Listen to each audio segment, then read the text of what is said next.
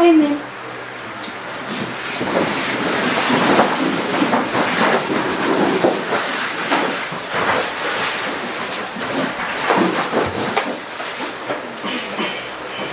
Good afternoon. We left quite a few threads hanging yesterday, and it started to take us quite off course to where I actually want to go. So I want to tidy up some of those points briefly, and then come back to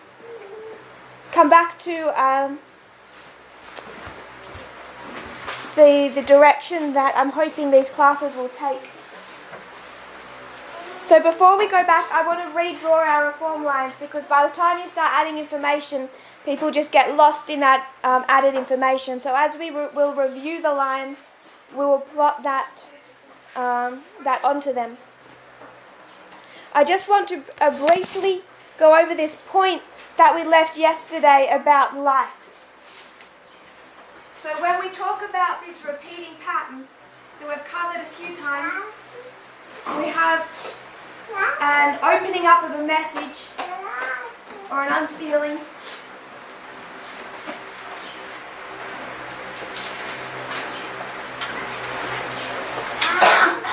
Going to increase.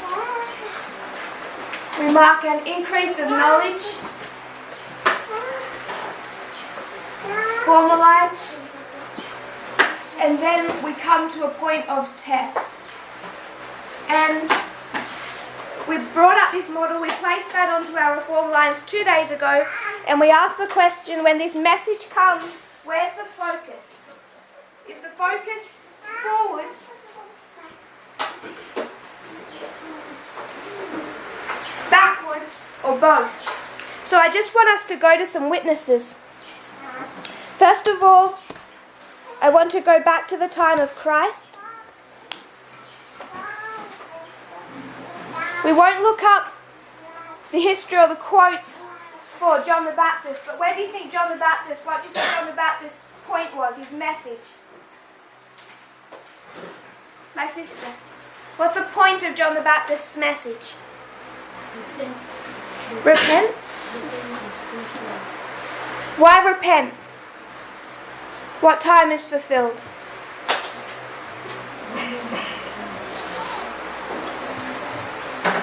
What's the point of John's message? What is he trying to convey to the people, to the Jewish nation?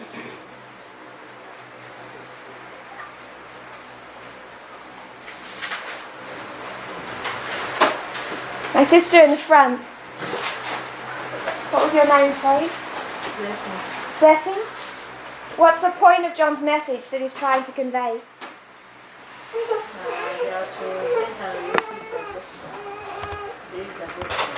What's the gospel? In real life terms of what he's expecting to see, what he's telling the people. Kingdom of God is at hand. Sister Snyder, can you explain to me what the kingdom of God is at hand means? In the terms that he's trying to convey to the people.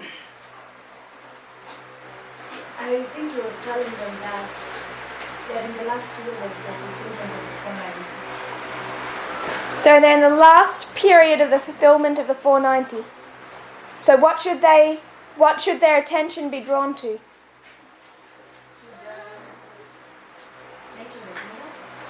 The nature of the kingdom. So they know they have the time prophecies. They take them, those time prophecies, take them to the culmination of the 490 years. When do the 490 years end? 34 AD. And what becomes significant about that last period of time?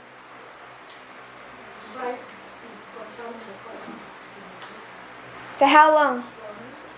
For 1 week. Prophetically, 7 years. When does that begin? 27 AD. So, we are back. The 490 years ends in 34 AD. We can go backwards and see 27 AD and 31 AD, yes? So, John the Baptist is here. And what's the point of his message?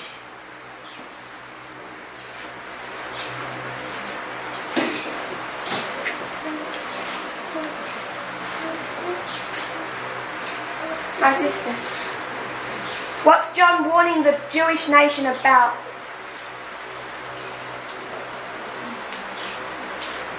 The fulfillment of the time. Fulfillment of the time? Which part? 37. So where is he directing them to? Where's the focus of his message? In front of him? Behind him? Or right where he is? Forward? So John the Baptist is warning them of what? The 490 years is coming to an end.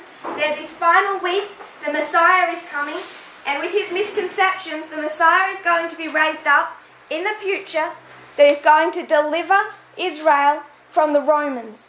That's his message. When he's standing here prior to 27 AD, has Israel yet been delivered from the Romans? So is his focus behind him or forward? Forward. Come to the message of Christ. From Great Controversy 346.1. So we know John is focusing forward. What about Christ? Great Controversy 346.1. Christ had come at the exact time and in the manner foretold by prophecy. Paragraph 2. The disciples still clung with undying affection to their beloved Master, and yet their minds were shrouded in uncertainty and doubt. In their anguish, they did not then recall the words of Christ, pointing forward to his suffering and death. What was the focus of Jesus' message? Forward? So John is pointing forward, saying the Messiah has arisen and he's going to, in the future, deliver us from the Romans. Christ is pointing forward and saying that's not really the nature of my kingdom. I'm not going to deliver you from the Romans, I'm going to die on the cross. So that's the focus of his parables, when he says over and over and over again, the kingdom of heaven is like a net. The kingdom of heaven is like a coin. The kingdom of heaven is like 10 virgins. He's trying to correct their misunderstandings about what this way mark looks like, which we would identify as the cross. So his message is focused backwards or forwards. William Miller has an increase of knowledge in 1818. What is the one sentence that we repeatedly take to William Miller? To sum up his message in one sentence. Sister Joy.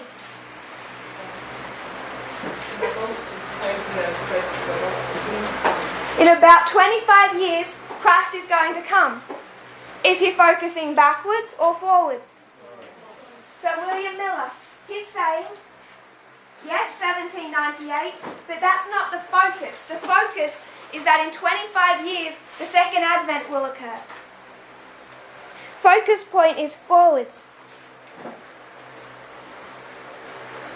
4SP 222.3. To William Miller and his co-labourers it was given to preach the message in America, and the light kindled by their labours shone out to distant lands. The testimony of the Scriptures, pointing to the coming of Christ in 1843, awakened widespread interest. So the testimony they're giving is pointing forward to the coming of Christ, just as John, Christ himself, pointed forward.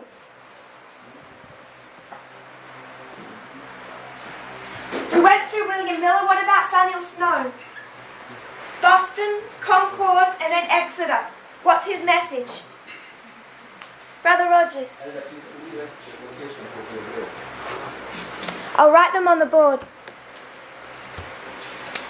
The one with Christ was GC 346. And we looked at the first two paragraphs. 4SP 222.3.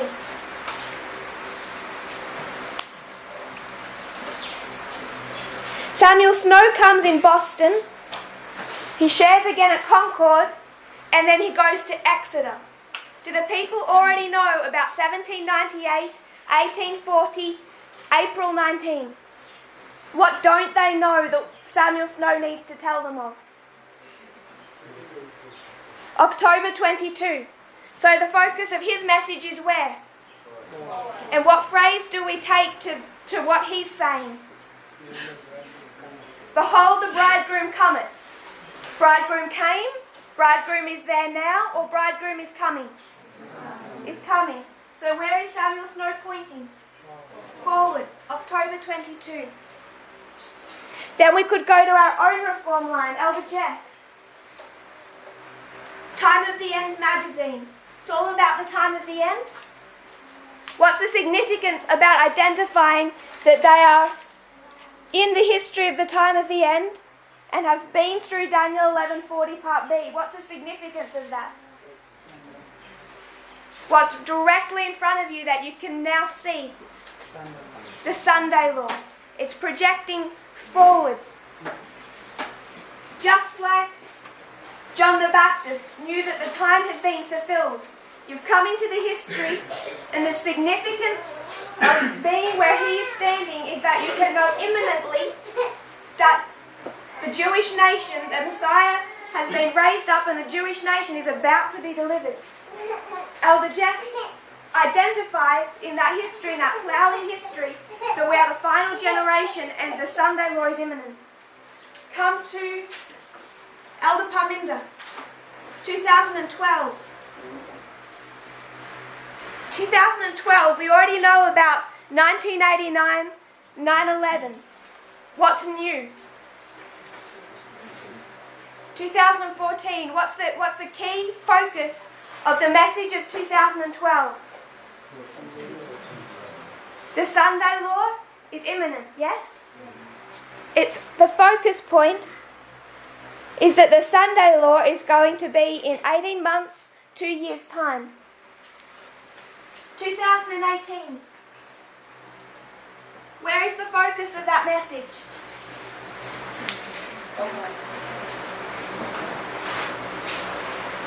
Christ is saying the cross. John doesn't have clarity on it. Christ refines it, says the cross. Miller says about 25 years. That's not refined. But he's pointing forward. Samuel Snow comes, he says October 22. Elder Jeff comes, it's vague, he says the Sunday law. Parminder comes, it's refined, 2014. 2018 comes, we're pointing to the close of probation. Just as did Christ, just as did Snow. We're pointing towards the close of our probation. Behold, the bridegroom cometh. That was the message of the midnight cry.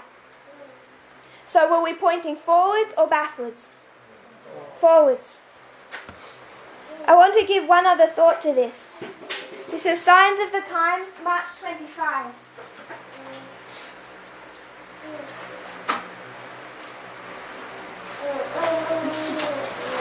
Signs of the Times, March 25, 1880.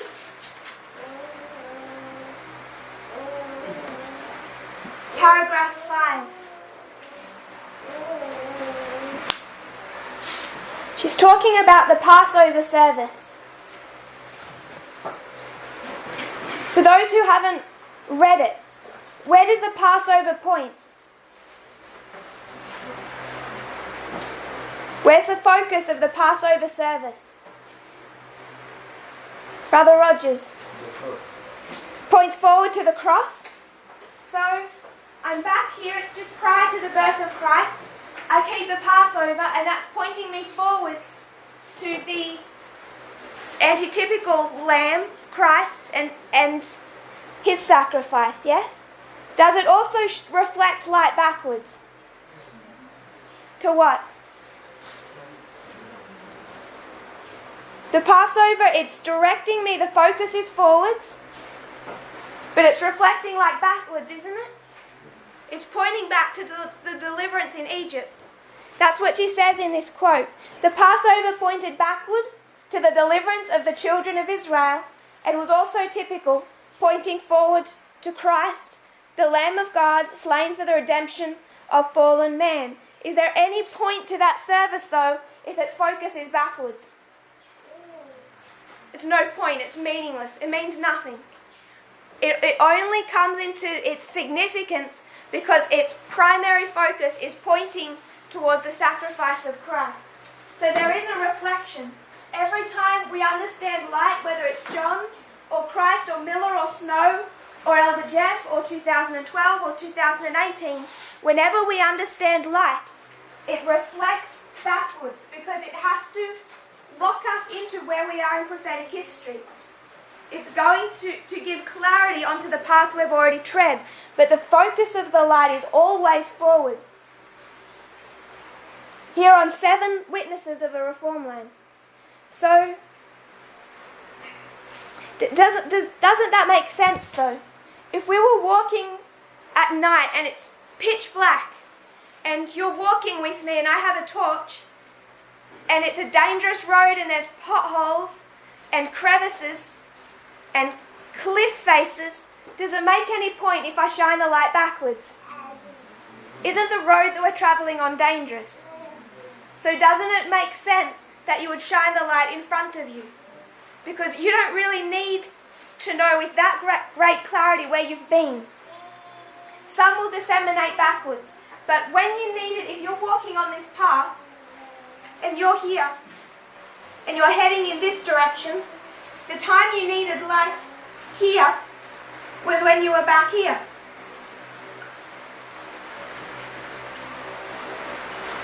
This light will reflect backwards. There is some reflection, but if you're walking along a path, a dangerous path, it makes sense that that light should be projecting forwards. Otherwise, what will happen to you? You'll fall off the path into the wicked world below. So that's the first point I just wanted us to tidy up before we moved back to our subjects. The second point I wanted to touch was just briefly reviewing our lines.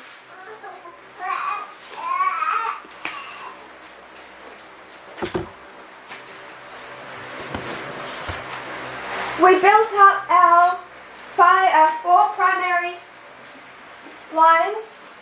We know we have 5 when we include the institutions, but these ones relate to people. The first group, the second group, the third group, priests, Levites, Nethnims, if we want to use those terms. We understand from Elder Parminder's class that there's many different terms you can apply. I just want to call them the first, the second, and the third. We understood that this is the model of agriculture, these 4 dispensations: ploughing, early rain, latter rain, and harvest. What we covered was the repeating pattern. The message is unsealed here, yes? It's going to swell until it is formalized.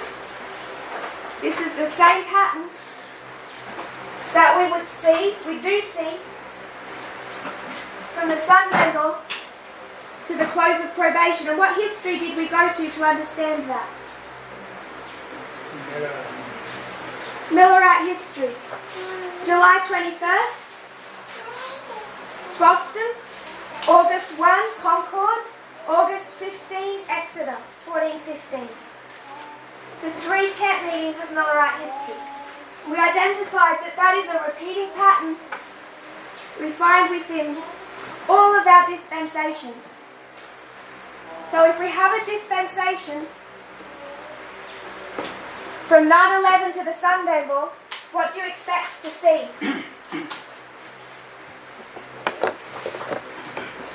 In the early reign of the 144,000, you must have a message that is going to swell from Boston to Concord to Exeter. And Concord is 2019. Exeter is 2021.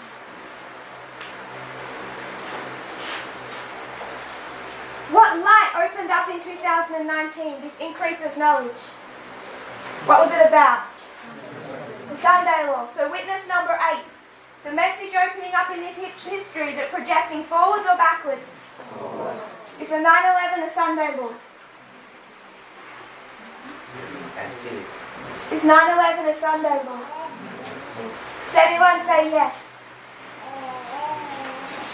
Sunday law for whom? It's not a Sunday law.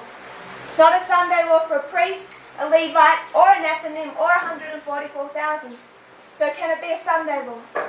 No. So if this light, this increase of knowledge is about a Sunday law, is it projecting forwards or backwards? Forwards. That doesn't mean that in this light we don't have a better understanding of the path we've already trod. But the focus is forwards, because it has to prepare us for this waymark. What's the point of studying for a test that's behind you? The test is in front of you, therefore the information received must prepare you, must focus on the test you're yet to sit. So Concord and Exeter, 2019-2021.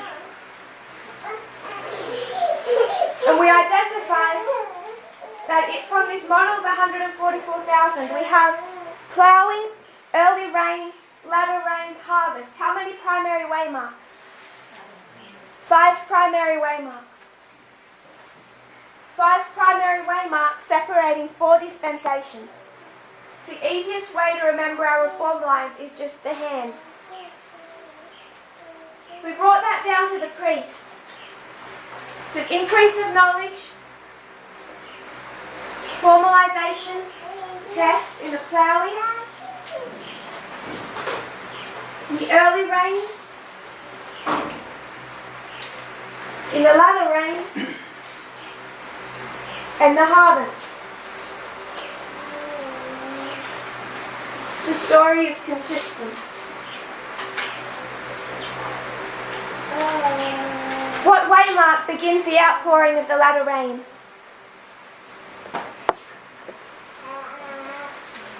My sister. Sunday law. So Sunday law begins the outpouring of the latter rain. So where is Sunday law on the line of the priests?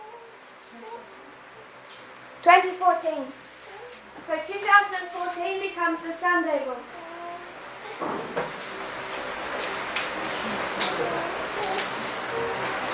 Begins the outpouring of the latter rain.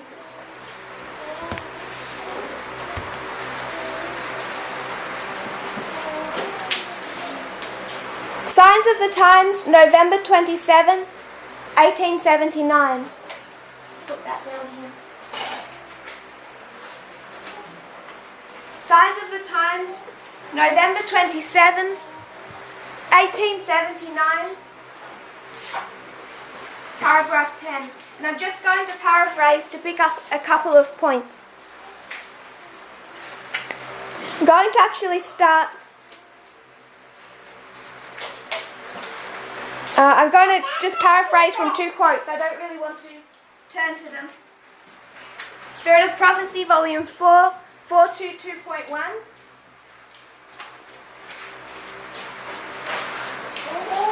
Says, of Babylon, at this time is declared her sins have reached unto heaven, and God hath remembered her iniquities. At what waymark do the sins of Babylon reach unto heaven? What waymark is the cup full? Sunday law. What reform, what line demonstrates that? 144,000? I'm looking for another story. Brother at the back. Sorry? 1888 history? I'm looking for a line that shows that the cup is full at the Sunday law. This waymark. Spiritual Gifts, Volume 1. What do you take from that? If you look at the chapter of the sins of Babylon, she uses this symbol of Akaf being full at the chapter of the sins of Babylon. Yes, that's a good one to go to the sins of Babylon, because it's talking about the sins of Babylon directly in this sentence. The one I was thinking of was Acts 27. When the cup is full, what happens to the ship? Shipwrecked. And when the cup of the United States is full, we're dealing with an institution, yes? So the institution is shipwrecked. She has filled up the measure of her guilt, and destruction is about to fall upon her. But God still has a people in Babylon, and before the visitation of his judgments, these faithful ones must be called out, that they partake not of her sins and receive not of her plagues. So she's lining a few things up. We know this is the waymark of the Sunday law. The cup is full. The institution is here shipwrecked, destroyed. And here begins a cry, yes? Which says, "Come out. Come out of Babylon, my people." Hence the movement symbolized by the angel coming down from heaven, lightening the earth with his glory, and crying mightily with a strong voice, announcing the sins of Babylon. In connection with his message, the call is heard, "Come out of her, my people." As these warnings join the third angel's message, it swells to a loud cry. So what begins here? A swelling must begin here. It's going to swell to what? The loud cry. Before the close of probation. So this is the model that we're given. And all that we've done is taken this model and plugged it into our fractals. So you could say this is 14 to 19. Did you notice this morning how many of us have come out in the history of 14 to 19? Is anyone here in the movement before 2014? Raise your hand. I say 1, 2. So, can you see what this cry did to the priests? So whatever fractal level you put that in, it still has significance. We can see 14 to 19 for us, for the Levites, 2021 to the Sunday law, and then the world. But that's the cry to come out, and it begins with the Sunday law, where we would also place the beginning of the falling of the latter rain. We go to Millerite history, and what is this waymark? July 21st. And then what's going to happen? Swell to Exeter, to prepare people for October 22. So we take this from Millerite history.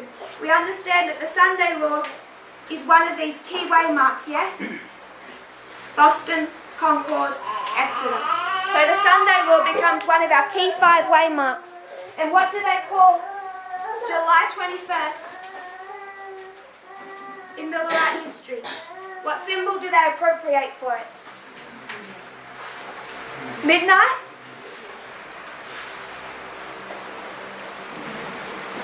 Or midway? So sister, where do they get midnight from?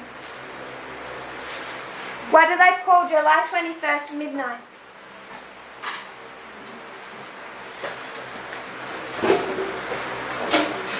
This is the history of the Millerites.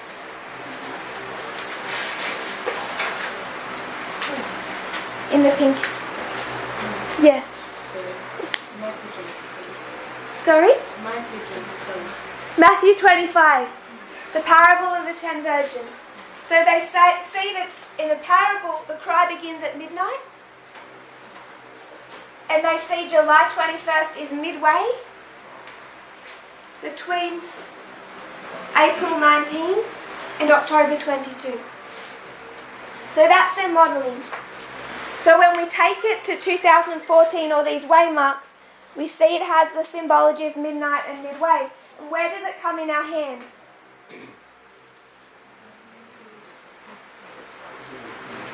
Where would you place Sunday law? Every line. Always the midpoint. Always midway. It's helpful to remember it. So 9/11 cannot be a Sunday law. What if I was to place a Sunday law here? What would be my problem?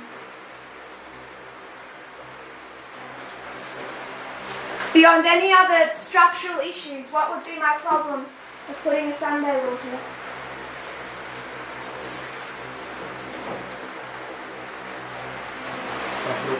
My brother? I said if I said it, I didn't take If I was to say, I think this waymark is a Sunday law, what's my problem? I want one key structural issue with this.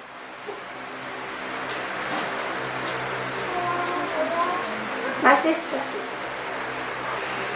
Which line would you be using if you put there so that Just this one.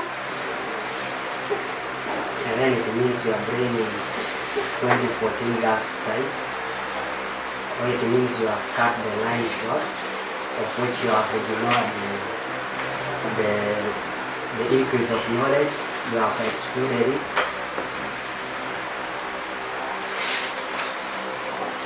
If I was to put the Sunday law at an increase of knowledge, what's a key structural issue? What kind of waymark is a Sunday law? Midway. Midway? Beyond that, going back to Millerite history? Sorry? My brother? It is unsealing. It's where a message is unsealing. It's unsealing. What do we call that waymark? Boston. It's a Boston. The Sunday law is a Boston. If we place a Boston here, because we know on every witness that at the Sunday law swelling begins, so if we make it here, what must happen? We have to have a repeating pattern within a repeating pattern. Can you see that? And then, if we have a repeating pattern here, what do we then have to do?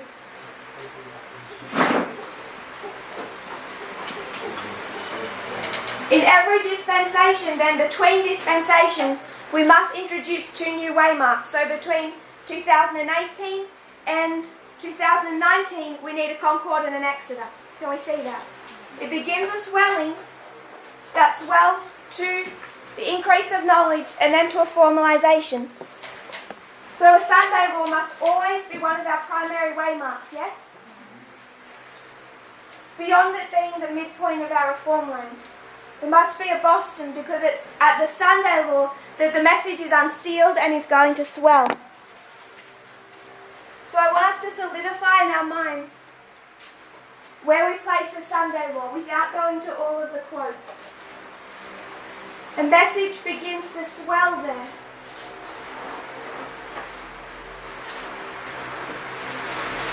Just as in July 21st. So we spoke of this repeating pattern. 1989, 9/11, 2014, 2019 are all Boston waymarks. They're all the opening up of a specific message for that time. So the specific message for here, Daniel 11:40 to 45, reform lines. Here it's time setting, it's built upon this message. Here equality, but in each dispensation it's built upon the old. I think that's something important that we need to remember, particularly when we start talking about progression. Each message is built upon the old. So whatever came in the history of the Midnight Cry is built upon the message of the 2520, and both are built upon the message that came in the history of 1989 to 9/11, the Time of the End magazine.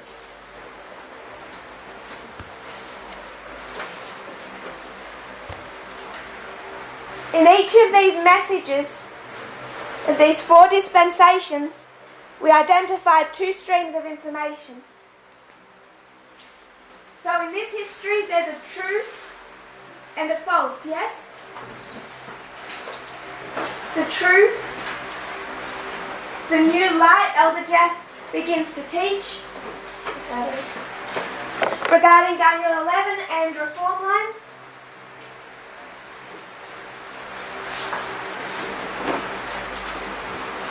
And the false? What's the false message?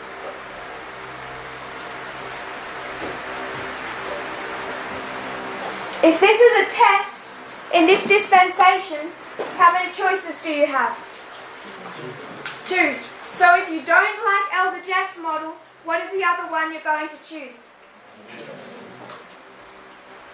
It's the Laodicean Adventist model, yes? Laodicean model. And what does Laodicean mean?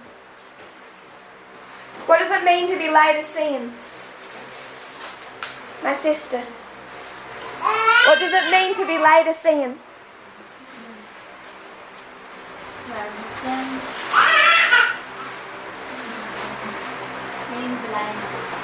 Blind? Anyone else? What does it mean to be Laodicean? Brother Willie. People in the judgment. Sorry? Saying Laodicean means you are under judgment. Under judgment? Brother Rogers, your hand? To be Laodicean means to people who have got into the theological concepts of the papers and apostles of the Testament. So, when we go to those chapters of Ellen White, when she's dealing with the Laodicean condition, she talks about spiritualism. That's the trap the world fell into. What does she call the trap that the church fell into? Sorry? Covetousness. And what's another word we use for covetousness? Worldliness. So I just want us to identify the Laodicean condition equals worldliness. So you have that vision and they're on the path. And what happens when they fall off the path? They fall into the wicked world below. So that wicked world, what does it mean? It's worldliness, covetousness. They fall into the Laodicean condition, yes? When you fall off the path into worldliness, it doesn't mean that you somehow become immoral. It means you fall into the Laodicean condition, worldliness or covetousness. 9/11 to 2014, the understanding of time setting. There is a true message that points us forward to 2014, yes? If you don't like that message, what do we take? The church's understanding, and not just the church's understanding, Elder Jeff's understanding. And what was his understanding built on? What was the problem with his understanding? Brother Rogers. Built on Laodicean concepts. Laodicean concepts, and why? Why does that become important with time?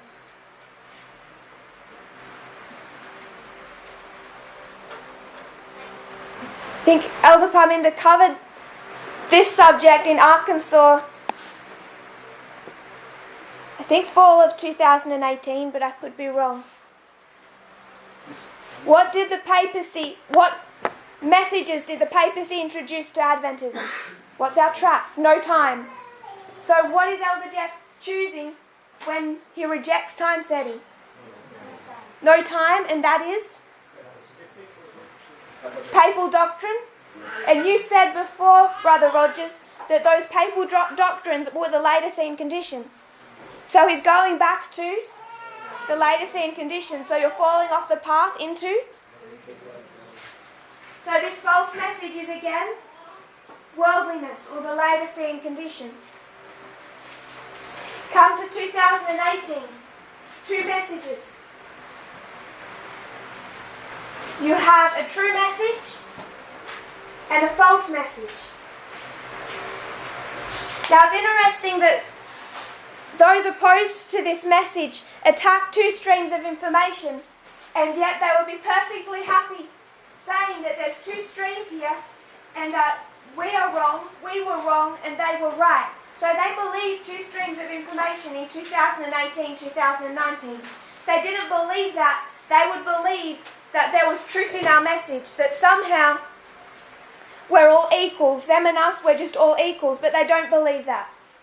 They believe that this message, Parmindra and I are satanic, and they are good. So they believe two streams of information here, whether or not they would like to call it two streams or not. So if pushed into a corner and forced to be honest, both of us agree with two streams in 2018, but we disagree about which side is right and which side is wrong.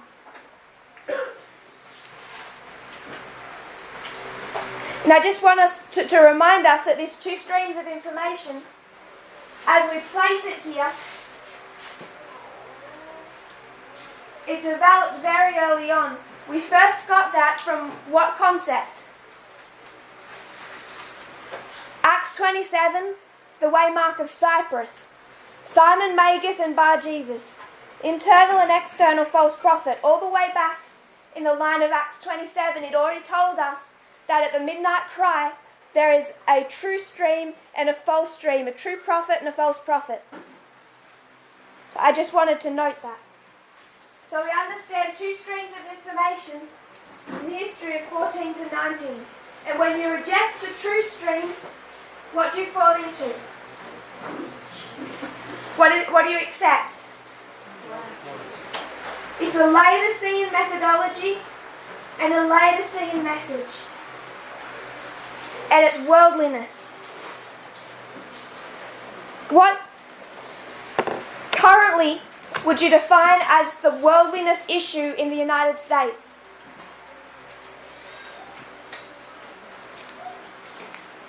My brother. It's conservatism. Conservatism. So it's Donald Trump and the Republican Party. Yeah. That's the issue they currently have with their worldliness.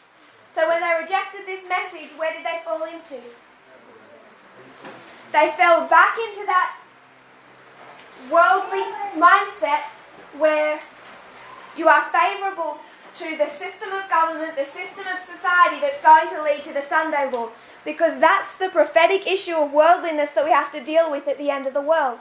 We don't come to the Sunday law and place that waymark as some people enjoying themselves in ways that are inappropriate or eating too much.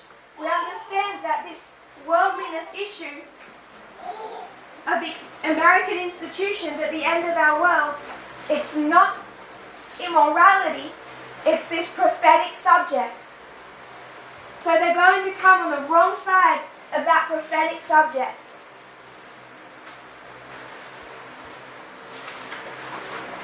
We understand the same thing must exist in the dispensation of our harvest.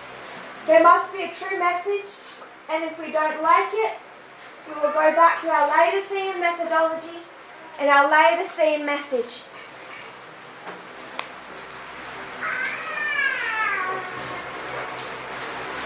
I don't think anyone had much of a problem with that. When did people have a problem?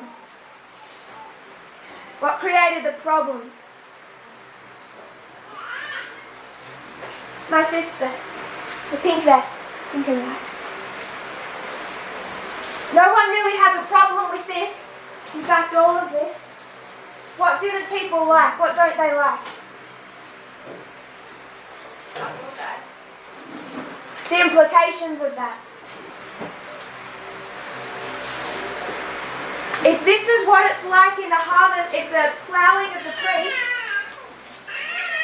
then what must it also be for the Nethnims? It must be the same message. Same message? So you want to say that there's two waymarks here? Yeah. That they're having an increase of knowledge? And you would say that there's a test?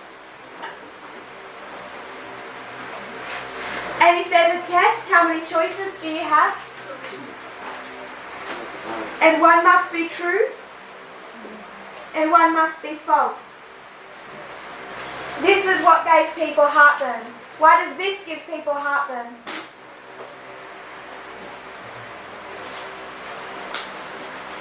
Because now what are we saying? There's externally, because we know this dispensation is over. This dispensation is over. So whoever gave this ploughing message to the Nethnims, it's not this movement, and it's definitely not Adventism.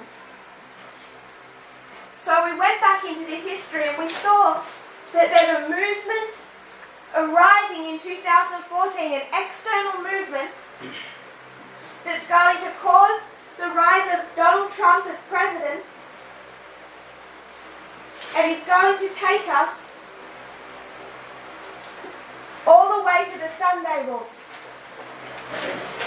And this is Trump, it's the Republican Party, and it's conservative evangelicals. All in union. This is the implications of this. Sometimes when we do a pattern on our lines, it itself doesn't seem to shake people. It's only when you sit down and you think about the implications of that people start to get heartburn. And this was the issue. There's no problem with there being a true and false message in this history of testing, a true and false answer. For the Nethnims, they must have a true and false answer here, because this is their ploughing. And you know that if you rejected the Time of the End magazine, you get down to 2019, and have you had any hope in that history? No. So down here in their ploughing, if they've rejected whatever they're meant to see and accept, do they have any hope at some level? No. We're comparing and contrasting our own reform lines. They must also be ploughed in anticipation of sowing and early rain. So it's this model where we understood that there's true and false in the history of the ploughing of the Nethnims. So we just mentioned briefly, we just touched on two messages, two documentaries / movies that were released in 2018. And I just want to remind us of that. Can anyone remember one of them? My sister. Anyone else? Something released in 2018, my brother in the blue. So, there is Fahrenheit 11:9, and what does he say in Fahrenheit 11:9? What's the point? Trump is the last president. Did you have another one to add? I was just following the protocol. Sorry? I was just following the rules of putting up your own. So there is one. It's on Trump equals the last. I know that it's kind of like climate change. They're still hopeful they'll get him out. But what he's saying is if there's no change, he's the last president of the United States. He also compares Trump to who? My sister? Tyler?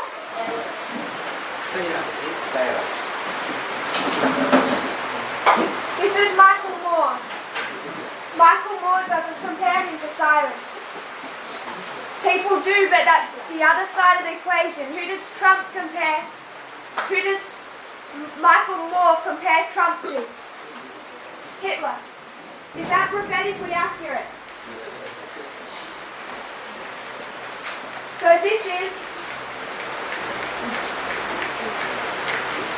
Michael Moore. That's one narrative. When was that released? We'll come back to that. What's the other one? What's the false stream? Sorry? The Trump prophecy. Do we remember speaking about the Trump prophecy?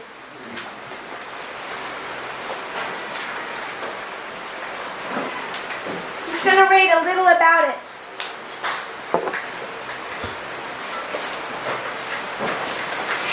This is an article. It's written on October 3, Because the Trump prophecy is released into American cinemas on what day? October 2 and October 4.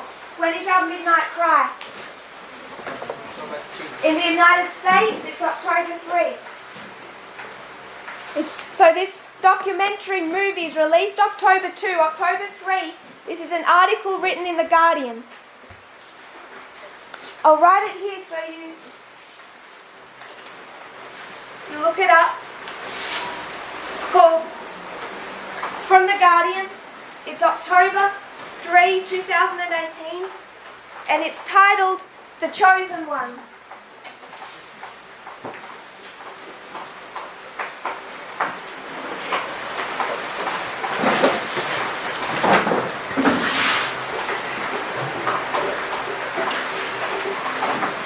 The new film that claims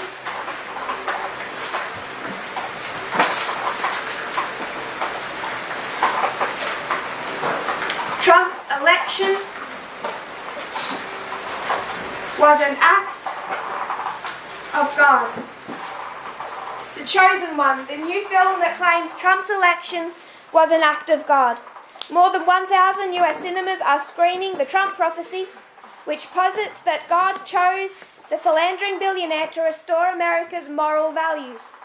Pastors from Nevada pray with Donald Trump during a visit to Las Vegas in October of 2016. Plenty of moviegoers in Lynchburg, Virginia heaped praise on the movie.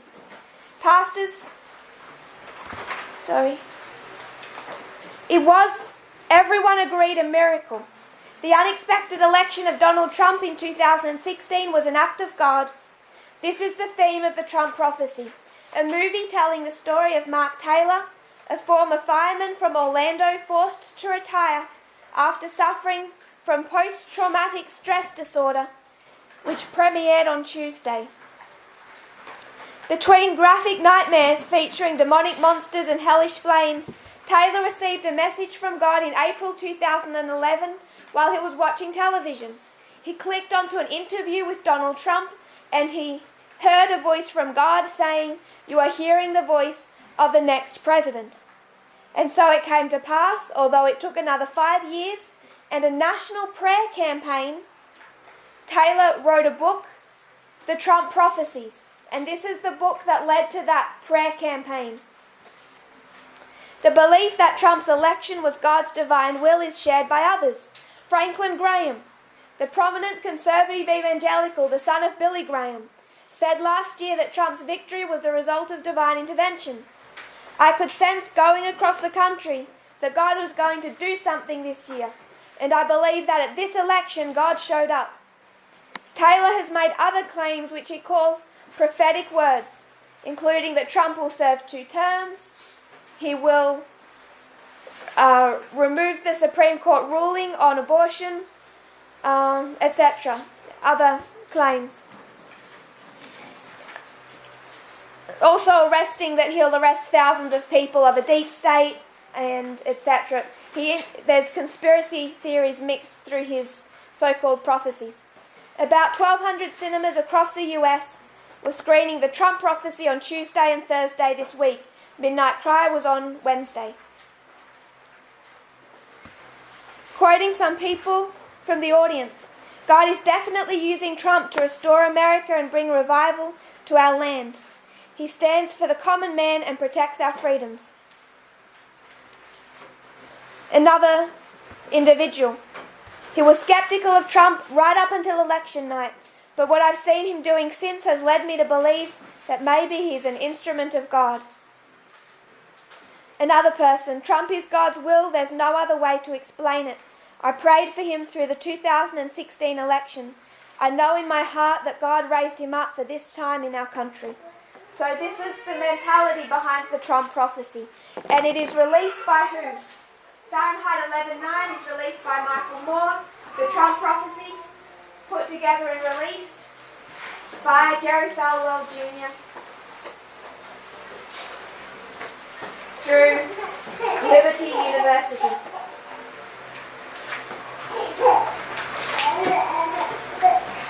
Jerry Falwell Jr., where do we we take him back to? We go back to his father and we go back to 1989, yes? 79 to 89. Michael Moore, when was his first documentary released?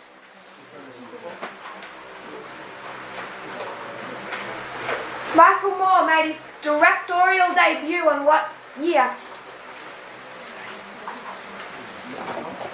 You don't even know when you're answering because you know it on the line. 1989. We can pin both of them back in 1989. So we explain that. 1989, there's a documentary called Roger and Me. It's all about Flint, Michigan. I won't go into the details, but Fahrenheit 11/9, it's not just about Trump. Where does he go back to? Flint, Michigan. 1989 is his first directorial debut. Who's born in 1989 if you've been following the political situation? Alexandra Ocasio-Cortez. What did she do in 2018? When was she born in 1989? What day? October 13. We mark October 3, Midnight Cry in the United States, October 13, Midnight Cry in Europe. Foot on the land, foot on the sea. So who is giving the correct message for the Nethnims in the history of their ploughing?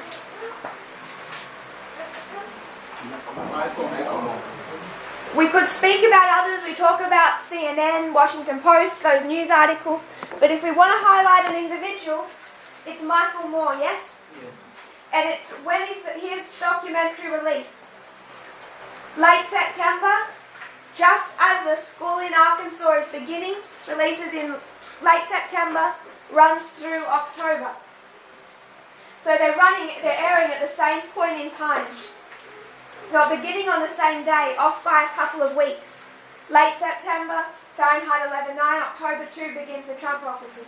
But in the final months of 2018, we have a true and a false inside this movement that people begin to wrestle with, and externally in the ploughing of the Nethnims, they have the same issue.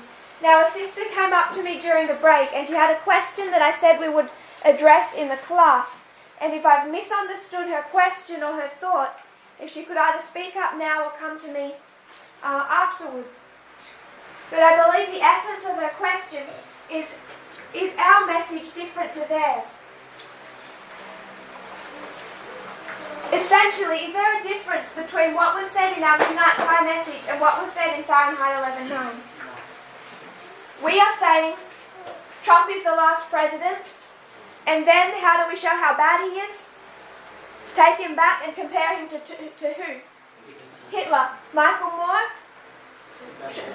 Unless you do something drastic, unless you stage some type of revolution, Trump is the last president, and we know he's so bad because he's going to compare him to Hitler.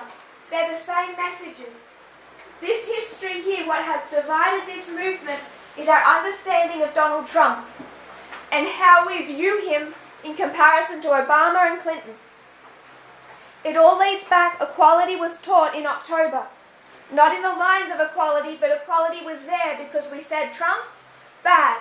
Obama, Clinton, good. People couldn't stand that. So even back in October, we have that message of it's the same thing as saying equality. Trump, bad. Obama, Clinton, good.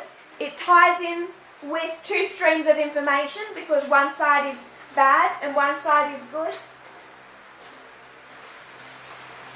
That concept is what divided this movement, and it's the exact same issue that has divided America. Can we see that?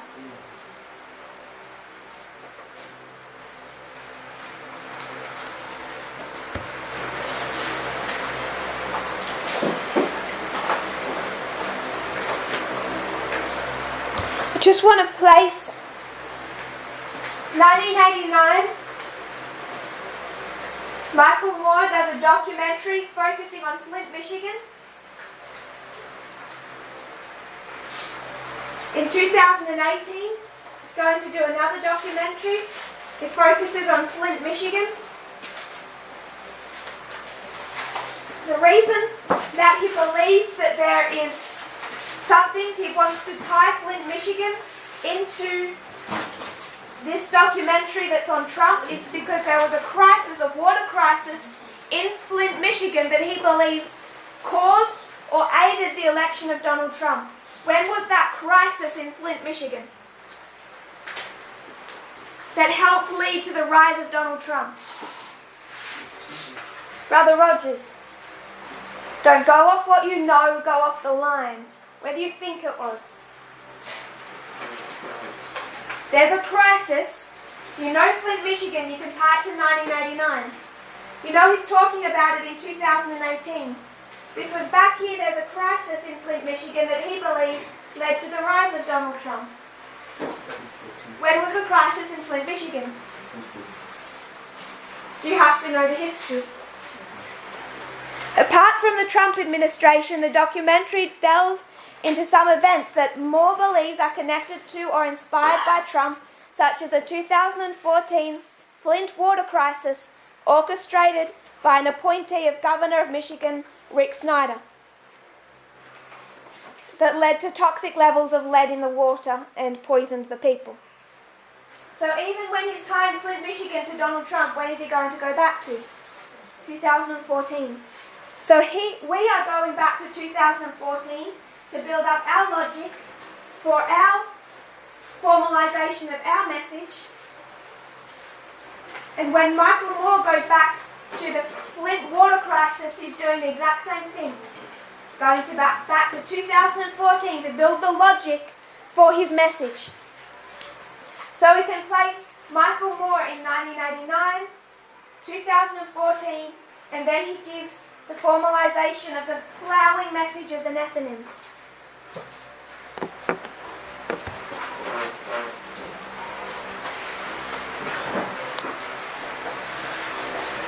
We're due to close, so I just want to add one other element, one other thought to these lines. When we talk about 1989, do we teach that we should have been prepared for the time of the end? So that's something that we teach. What was meant to warn us? What external events were meant to warn us? The Afghanistan war? We're all okay with that? When did that begin?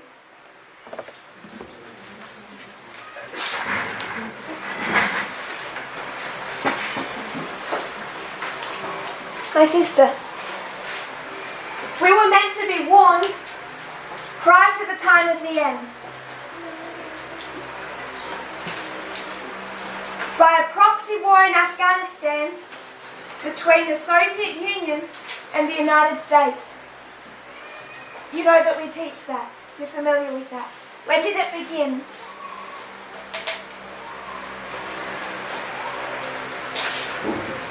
Just to see we're all familiar with that logic. There was key events that could have warned us of the history we were coming to. 1979. This is the 10-year history of the Afghanistan proxy war. 10-year history also of something else. What is that? Moral majority.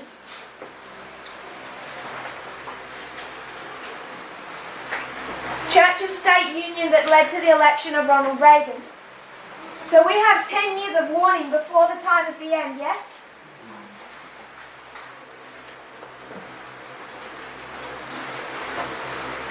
So when we come, we know that that's the line of 144,000, but the priests are identical. We take them back to 1979. For the priests, the first group called, you know that we have this 10 years. So the Levites, what must they have? I won't spend as much time on that, but when does it take you back to? 1991. Were there significant external events in 1991? Yes. such as collapse of the Soviet Union, release of the World Wide Web. There's significant external events. Nethnims. When are they meant to start being stirred up? Warned. My brother. 2004.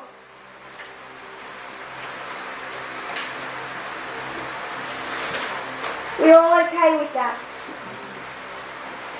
Have any questions? We see the logic. We had 10 years, therefore, compare and contrast. They have 10 years. 2004, what happens? My brother? Putin becomes a dictator. More than any other date, this is when an external source, as far as I've seen, would mark Vladimir Putin as a dictator. So if you want to talk about the resurrection of the King of the South, I know it's progressive. The 2004 is a key waymark. There's a crisis, a terrorist attack inside Russia that he uses as an excuse to take over local governments, to postpone elections, to cancel elections. And he takes a vice-like grip on the electoral process, local electoral process inside Russia in 2004. What else? Can we think of anything else in 2004? Brother. I was thinking, I'm not sure, but I had these thoughts that after 9/11, when 9/11 takes place and you have the comeback of the evangelicals when they invite the Christian Association in 2004. Okay. They live in 2004, but I had that thought. Okay. I don't know that so well. Like to know more. Sister Joy. Fahrenheit.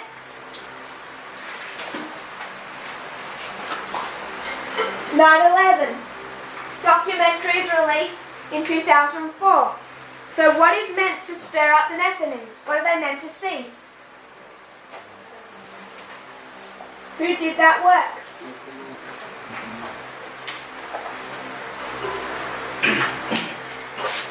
Fahrenheit 9/11. Sorry? Yeah, it is that one. 2001, we have the terrorist attack. 2003, the war in Iraq. 2004, Michael Moore takes those events, the Iraq War, September 11 attacks, corruption within the Republican Party itself, and the George Bush administration, and he collates it into a documentary, Fahrenheit 9/11. So the Nethnims are required to see what? They're already required to see from 2004 the issue with the Iraq War, and when I say that, we're out of time, so I won't go into detail, but I'd like us to think about America as a dictatorship. The New World Order that started happening under George Bush, his father. This concept of America as a global policeman and a dictatorship. 2003, the war in Iraq was illegal. They did not have the permission of the UN Security Council to invade Iraq. So they go against the UN in the Iraq war. It's an illegal war. And the Nethnims, if they're going to be prepared for what comes after and the rise of Donald Trump, there are elements already developed in 2004 through Michael Moore, Fahrenheit 9/11 that should prepare them for that.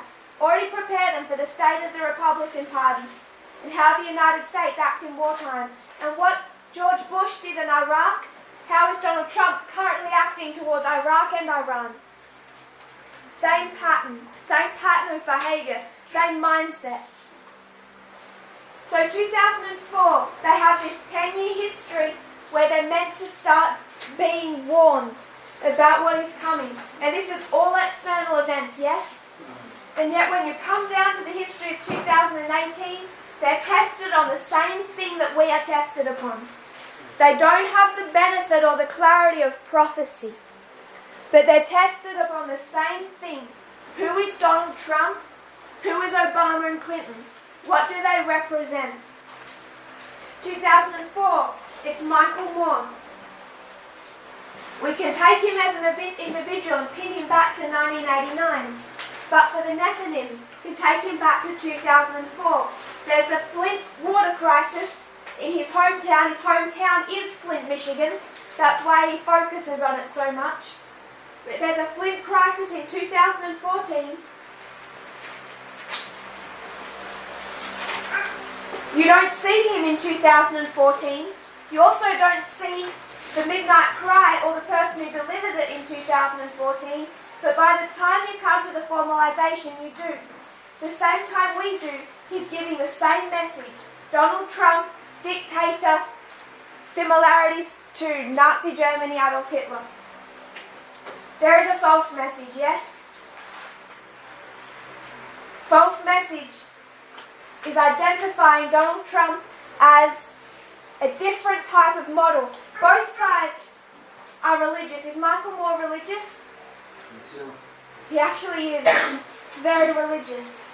A different approach to religion. So they would approach, they both have a religious mindset, and we're going to discuss Michael Moore more later, go back to his thoughts on all of that. Both sides claim to have a religious faith. Why do they have different opinions on Donald Trump?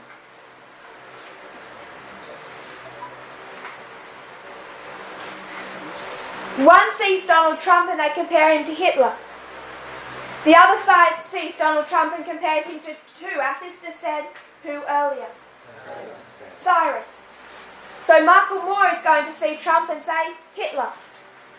Jerry Falwell is going to see Trump and say Cyrus. They both have a religious background and mindset, but they approach the situation differently. And when we come into this movement, into the internal, there's some people, as one group saying Trump, Hitler, and there's the other side saying they're all a bit the same, but what they're essentially saying is Clinton would have done the same thing as Trump, so why do we have Trump? That's who God chose. The same mentality.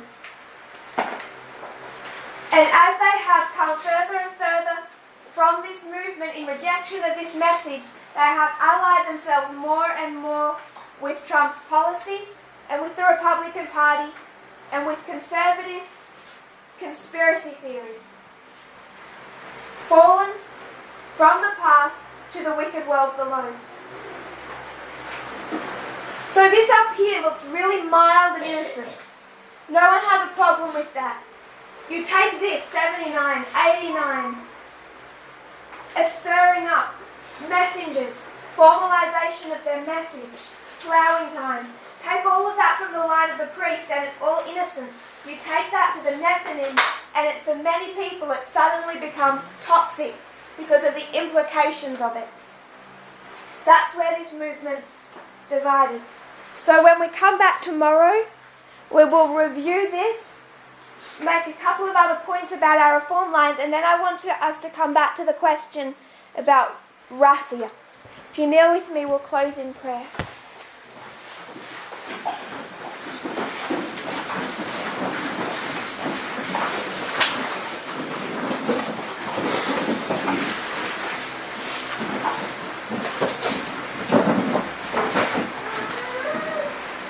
Father in heaven, thank you for our blessings.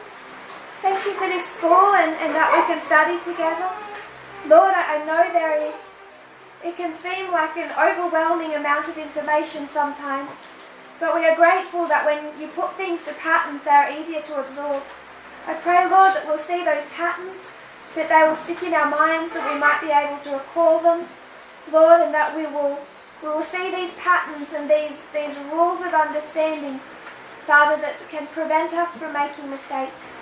I pray, Lord, that each one of us may be faithful and stay on that path.